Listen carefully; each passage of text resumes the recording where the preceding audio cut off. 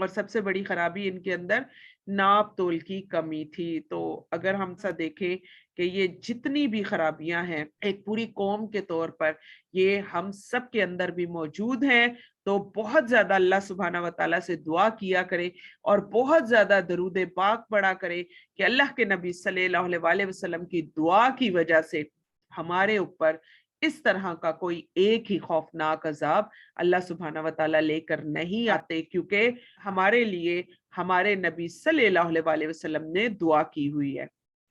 आगे हम देख लेते हैं कि असहाबे आइका, बाज मुफस्सरीन के नजदीक मदियन और असहाबे आइका एक ही कबीले के दो नाम हैं। अब यहाँ पर देख ले, कुरान पाक में असहाबे आइका भी आता है, कुरान पाक में असहाबे मदियन भी आते हैं। तो अब यहाँ पर आपको यहाँ समझ आ रही होगी कि कौन है असहाबे आइका। क्या हजरत शुएब अलैहिस्सलाम एट अ टाइम दो कौमों की तरफ गए थे? तो नहीं। यहाँ से आपको बहुत अच्छी तरह मालूम हो जाएगा कि मदियन और असहाबे आइका एक ही कबीले के दो नाम हैं। और दो नाम कैसे हैं? जबकि दूसरों के ख्याल में ये भी है कि दोनों जुदा जुदा कबीले हैं। आपको बाज तारीख की किताबों में ये भी मिलेगा कि नहीं, ये अलग-अलग दो कबीले हैं। जो मदियन वाले थे वो शहरी थे और वो शहरों में रहते थे, और शहर का जितना भी इलाका था वहां पर वो सारी अल्लाह सुब्हाना व तआला की नाफरमानियां कर रहे थे। जबकि असहाबे आइका जंगल वाले थे, वो देहाती और बदवी थे। तो यहाँ से क्या पता चलता है हमें कि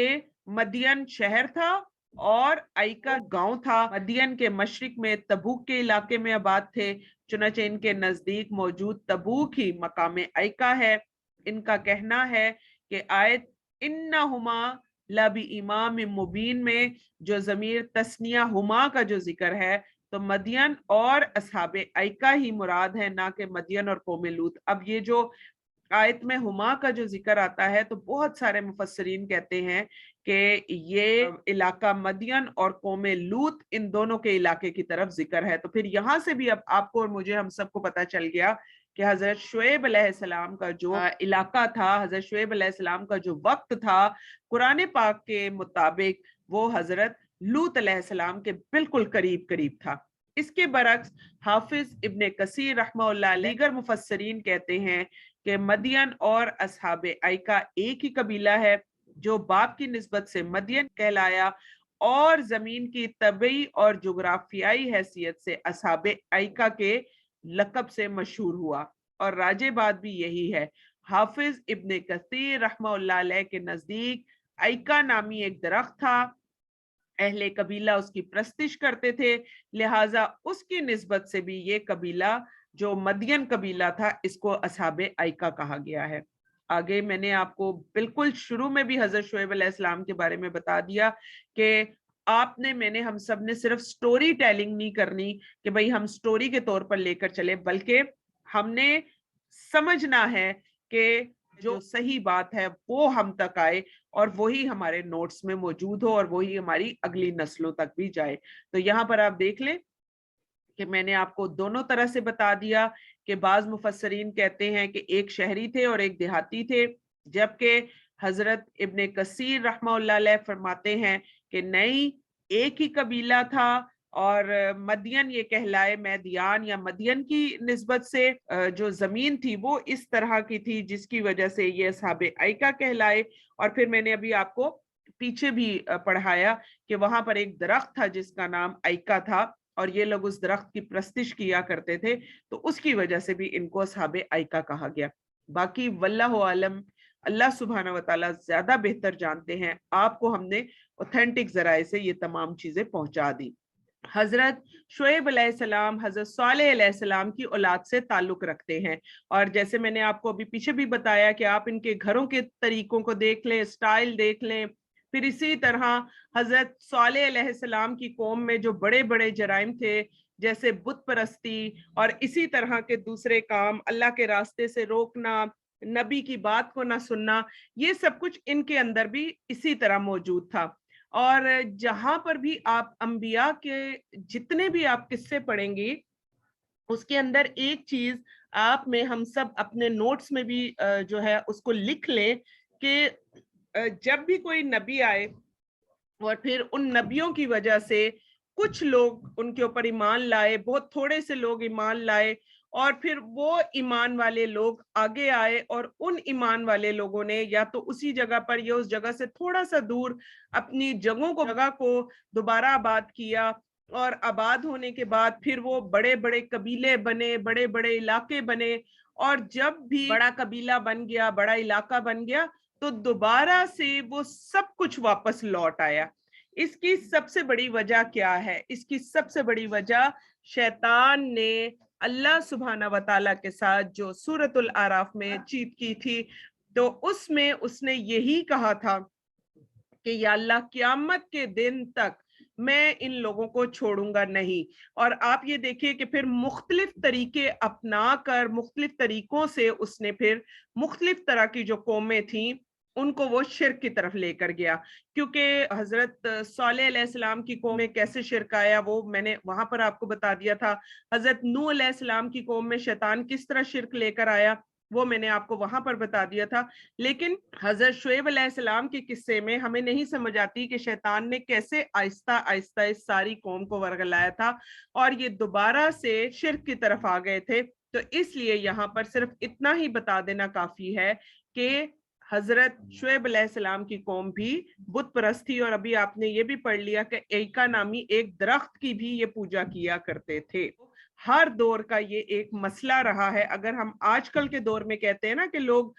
कब्र वालों के पास जाते हैं, लोग बाबों के पास जाते हैं, तो ये तमाम काम अंबिया के दौर से चलते चले आ रहे हैं। और आप देखिए कि जो जियारतें होती हैं, अगर आप अभी नेट पर भी सर्च करें तो तकरीबन 90% या 90 तो नहीं 95% जियारतें, हर एक जियारत में कोई ना कोई दरख्त वगैरह जरूर होता है, जिस दरख्त के ऊपर कोई धागा बांध रहा होता है और कोई कपड़ा बांध रहा होता है, और कुछ लोग जो है वो मुख्तलिफ तरह की वहीं से शक्लें वगैरह मिलती हैं और फिर वो बांध रहे होते हैं। तो आप ये देखिए कि अगर ये हजरत शुएब अलैहिस्सलाम की कौम का मसला था, या हजरत नूह अलैहिस्सलाम की कौम का मसला था, हजरत सालेह अलैहिस्सलाम की कौम का मसला था, हजरत हूद अलैहिस्सलाम की कौम का मसला था, तो सेम यही मसला हमारी कौम का भी मौजूद है। लेकिन नबी पाक सल्लल्लाहु अलैहि वसल्लम की दुआओं की बदौलत हम लोग हलाक होने से बच गए हुए हैं,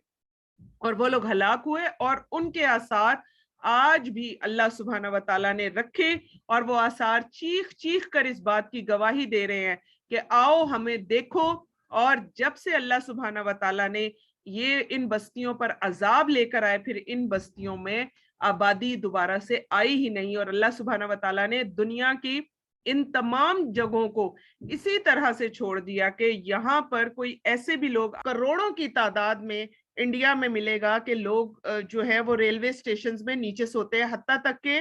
अमेरिका जैसे मुल्क में भी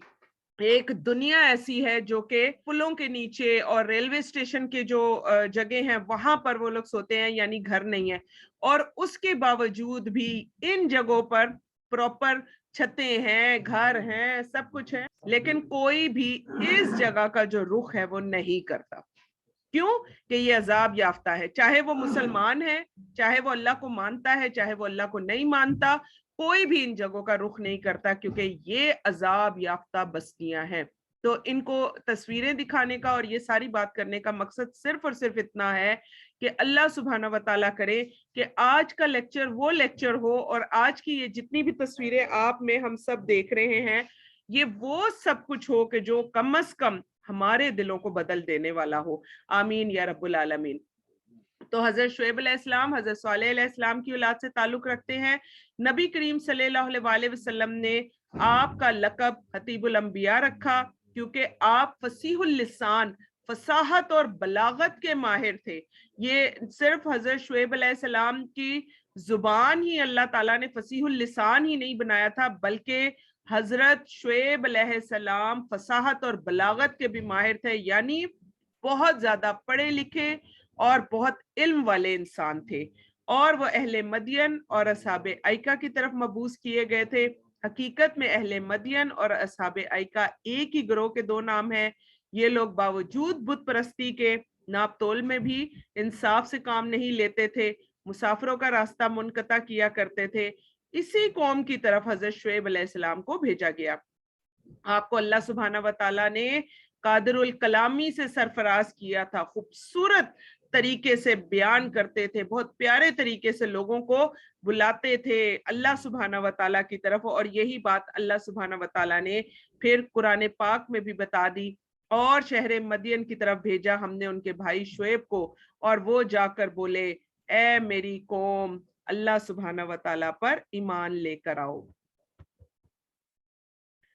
پھر حضرت شعیب علیہ السلام نے فرمایا اے میری قوم خدا کی بندگی کرو، اگر تم بندگی نہیں کرو گے اور ناپ تول اور میزان کو درست نہیں رکھو گے تو یقیناً تم کو عذاب خداوندی پہنچے گا، جیسا کہ عذاب پہنچا نوح علیہ السلام پر، قوم صالح علیہ السلام پر، قوم لوط علیہ السلام پر۔ تو آپ یہ دیکھیں کہ ان کی جو قوم تھی وہ حضرت نوح علیہ السلام، حضرت صالح علیہ السلام اور حضرت لوط علیہ السلام کے جو قوموں پر عذاب آئے تھے ان کو بہت اچھی طرح جانتی تھی، اور کوشش کروں گی کہ آپ کو دوبارہ یہ نقشہ دکھاؤں تو یہ بالکل قریب قریب ہی یہ ساری بستیاں بہت قریب قریب ہے جن کے اوپر عذاب آیا تھا، اور انہی بستیوں کے درمیان میں قوم شعیب آباد تھی۔ پھر اسی طرح قرآن پاک میں ایک اور جگہ ارشاد ہوتا ہے کہ اے میری قوم تم کو میری مخالفت اور ضد میں تم جو اللہ کی نافرمانی کرتے ہو تو تم بھی ویسی ہی ضد کرتی ہو، اے میری قوم ویسے ہی ضد کرتی ہو جیسی قوم نوح، قوم ہود، قوم صالح، قوم لوط کے لوگ کرتے تھے، اور ان کی بستیاں تو زیادہ دور بھی نہیں ہیں، یہ ساری بستیاں اس بستی کے ارد گرد موجود تھیں، اور یہ لوگ آپ کو ابھی میں نے جیسے شروع میں بتایا کہ بزنس مین لوگ تھے، تو آپ جانتے ہیں کہ اس وقت بزنس مین لوگ وہ بہت لمبے لمبے سفر کیا کرتے تھے، تو یہ بزنس مین بھی سفر کیا کرتے تھے، ارد گرد آتے اور جاتے رہتے تھے، اور ان ساری قوموں کے حالات ان کے سامنے موجود تھے۔ اور پھر کیا فرمایا جا رہا ہے، قرآن پاک ترجمہ بتا رہی ہوں کہ میری غرض یہ ہے کہ تم لوگ پروردگار کی طرف رجوع کرو، اسی سے اپنے گناہوں کی معافی طلب کرو، بے شک میرا رب بہت مہربان بہت محبت والا ہے۔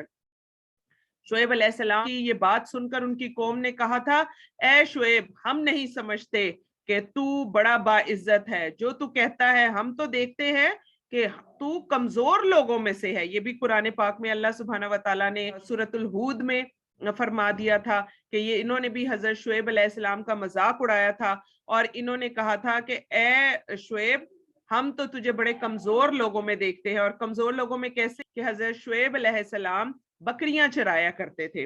اور انہی بکریوں کی جو چرانا اور ان کو بیچنا اور انہی کی جو کمائی تھی اسی پر ہی حضرت شعیب علیہ السلام کا گزر بسر تھا۔ حضرت شعیب علیہ السلام بزنس مین انسان نہیں تھے۔ تو آج کے دور میں بھی آپ دیکھ لیں کہ آپ دیکھیں کہ آپ کے جو فیملی ہے، آپ لوگوں کے پاس ایک بڑا سارا گھر ہو، گاڑی ہو، سب کچھ ہو، اور راستے میں چلتے ہوئے لوگوں کو ہم کس نظر سے دیکھتے ہیں، تو وہی سارا کچھ آپ دیکھ لیجئے کہ وہاں پر بھی لوگوں نے کیا کہا کہ اے شعیب ہم تیری بات سنیں گے، تو ہمارے لوگوں میں بڑا کمزور ہے، کمزور ایسے کہ تو بزنس مین نہیں ہے، اور نہ ہی جو تیرے بھائی بند ہے اور وہ بھی تیری طرح کمزور ہے۔ اسی طرح ہوا تھا جیسے باقی سارے جتنے بھی انبیاء تھے ان کے اوپر کمزور لوگ پہلے ایمان لائے، تو حضرت شعیب علیہ السلام کے ساتھ بھی ایسے ہی ہوا کہ جو غریب طبقے کے لوگ تھے وہ ایمان لے کر آئے، تو انہوں نے کہا کہ نہ تو طاقتور ہے نہ تیرے بھائی طاقتور ہے، تو ہم تو تجھ کو سنسار ہی کر ڈالتے، اور یہ بھی نہیں کہ تو ہم پر کوئی سردار ہے، یعنی کس خوشی میں تم ہمیں آ کر دین کی باتیں بتاتے ہو، اور تم ہمیں کہتے ہی یہ کیوں ہو کہ ہم یہ سارا کام نہ کریں، تم کوئی سردار ہو ہمارے اوپر۔ اور آپ دیکھ لیں کہ قوم صالح نے بھی یہی کہا تھا، اور قوم عاد تھی اس نے بھی یہی کہا تھا اپنے نبی کو کہ بھئی تم نہ تو ہمارے اوپر سردار ہو اور نہ ہی تمہاری کوئی مالی حیثیت ہے۔ اس کے بعد حضرت شعیب علیہ السلام نے قوم سے فرمایا اے قوم اللہ سے ڈرو، اسی کی عبادت کرو، مجھے اللہ کی جانب سے آیا ہوا نبی خیال کرو، اور میں اس چیز کا حکم دوں جس کو تم لوگ بجا لاؤ، اور ہر امر میں میرا کہنا مانو۔ ہر چند کے ہر وقت حضرت شعیب علیہ السلام اپنی قوم کو نصیحت اور ہدایت کرتے رہے، لیکن قوم برابر ان کا انکار کرتی رہی۔ جب قوم نے کسی طرح سے حضرت شعیب علیہ السلام کا کہنا نہیں مانا، برابر سرکشی اور اپنی ضد پر اٹی رہی، تو پھر بہت ہی مجبور اور مایوس ہو کر حضرت شعیب علیہ السلام نے اللہ سبحانہ و تعالیٰ سے اس قوم کے لیے بد دعا کر دی تھی۔ تو آپ ذہن میں رکھیے، وہ جو ایک بہت لمبی حدیث آتی ہے نا، جس میں لوگ جو ہیں وہ حضرت آدم علیہ السلام کے پاس جائیں گے، حضرت ابراہیم علیہ السلام کے پاس جائیں گے، حضرت نوح علیہ السلام کے پاس جائیں گے، تو یہ جتنے بھی انبیاء کے میں آپ کو واقعہ سنا رہی ہوں، تو یہ جو انبیاء سے کوئی ایک ایک کام ایسا دنیا میں ہو گیا تھا جس کی وجہ سے وہ قیامت والے دن انبیاء یہ کہیں گے کہ بھائی ہم آج کے دن اللہ سبحانہ و تعالیٰ کے سامنے آپ لوگوں کی سفارش نہیں کر سکتے، ہم سے یہ غلط کام ہو گیا تھا۔ تو حضرت شعیب علیہ السلام نے بھی حضرت نوح علیہ السلام کی طرف اپنی قوم کے لیے بد دعا کر دی تھی، اور نبی تھے،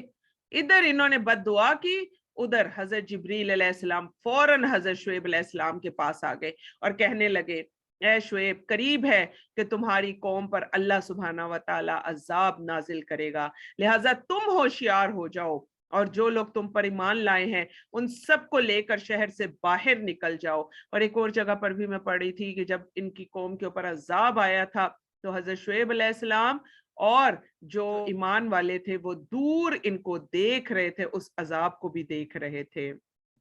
تو اب حضرت شعیب علیہ السلام کی بد دعا اسی وقت قبول ہو گئی، اور پھر کیا کہا کہ ایمان والوں کو لے کر شہر سے باہر نکل جا اور اس قوم سے دور رہو۔ اس فرمان الہی کو سن کر حضرت شعیب علیہ السلام اپنے اہل و عیال اور وہ لوگ جو ان پر ایمان لائے تھے وہ سب ملا کر تقریباً 1007 آدمی تھے، اور یہ بھی مختلف تفاسیر سے پتہ چلتا ہے، کوئی خاص ایسی بات نہیں ہے کہ یہی فگر ہوگا، لیکن مختلف تفاسیر سے پتہ چلتا ہے، مختلف تاریخ کی کتابوں سے پتہ چلتا ہے، تقریباً 1007 سے زیادہ بھی آتے ہیں۔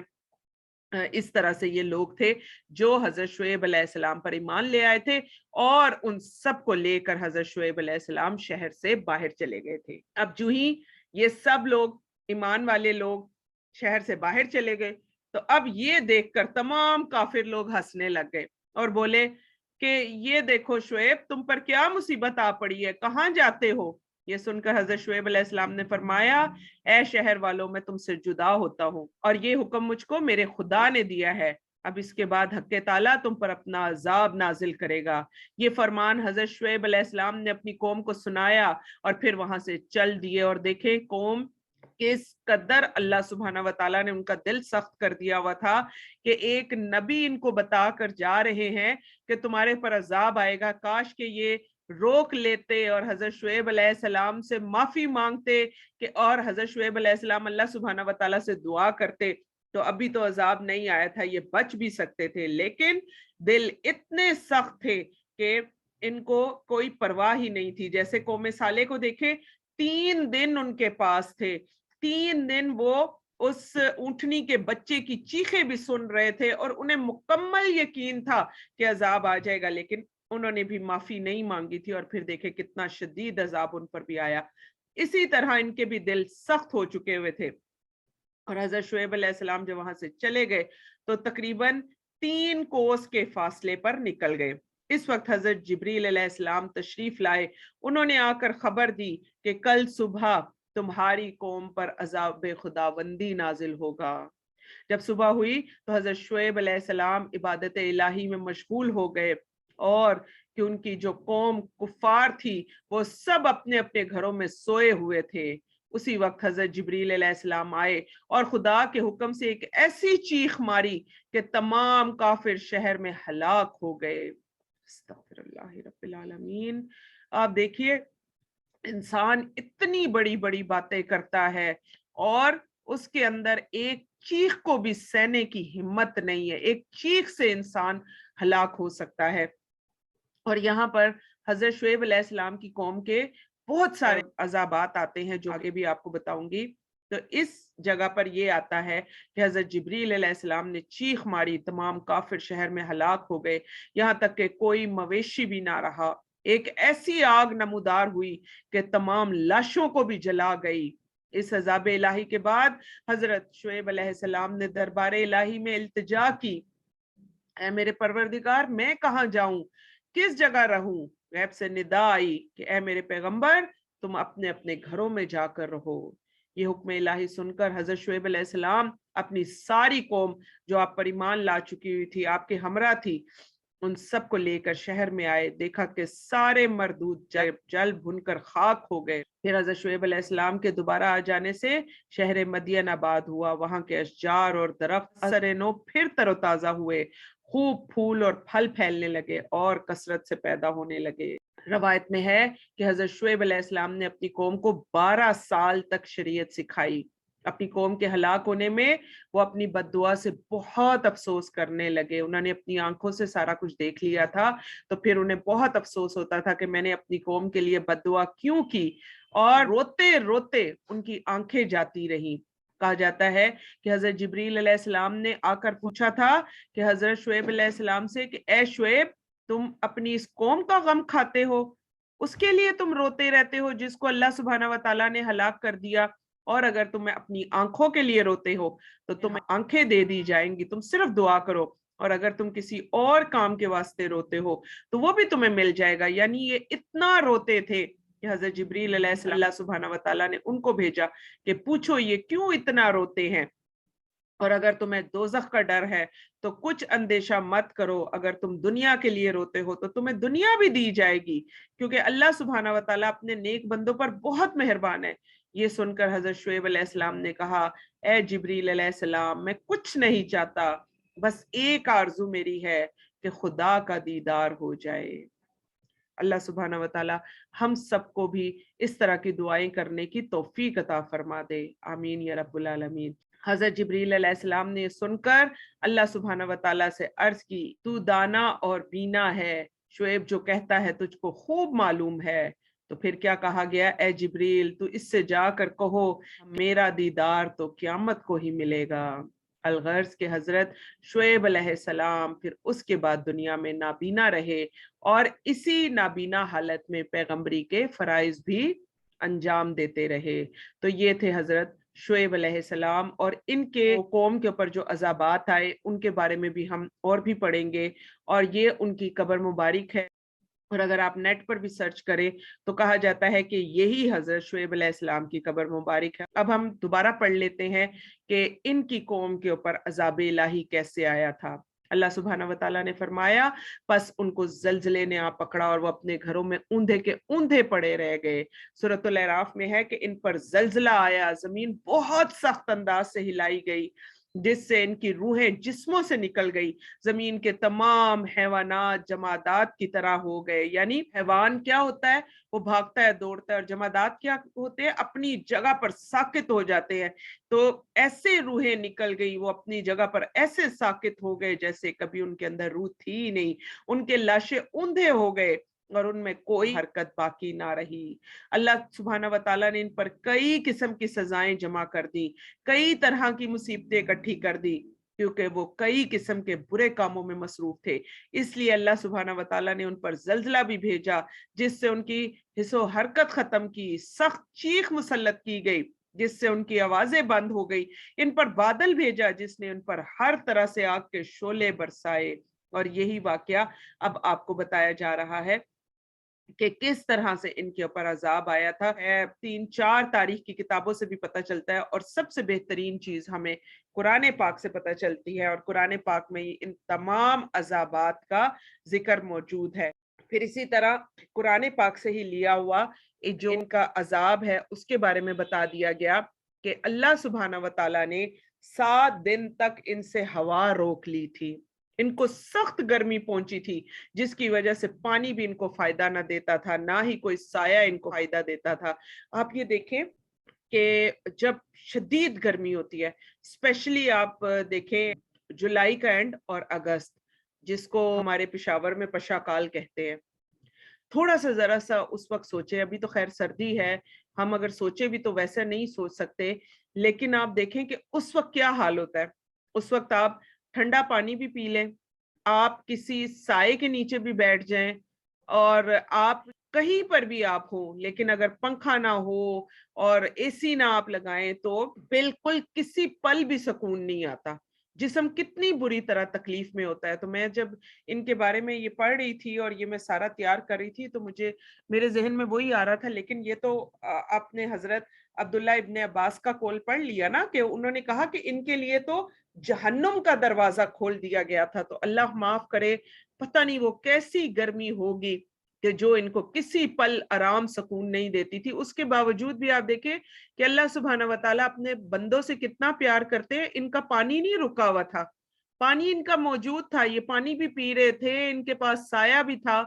तब हुआ ऐसे कि जो हवा इनसे रुक गई, सख्त गर्मी इनको पहुंची, और ना पानी इनको फायदा देता था, ना साया इनको फायदा देता था, और दरख्तों के झुंड में दाखिल होना भी इनको फायदा नहीं देता था। बड़े बड़े दरख्त थे, लेकिन कोई इनको फायदा नहीं हो रहा था कि ये उन दरख्तों के झुंड में भी जाकर अगर बैठ जाएं। तो ये इन्होंने क्या किया कि ये अपनी आबादी से निकलकर जंगल की तरफ भाग गए।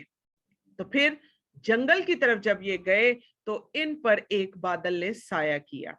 और वो इसके पीछे जमा हो गए। जैसे मैंने आपको पहले भी पढ़ाया समरी में भी, कि बादल आया और उसमें से ठंडा साया आने लगा, बादल में से ठंडा साया आया।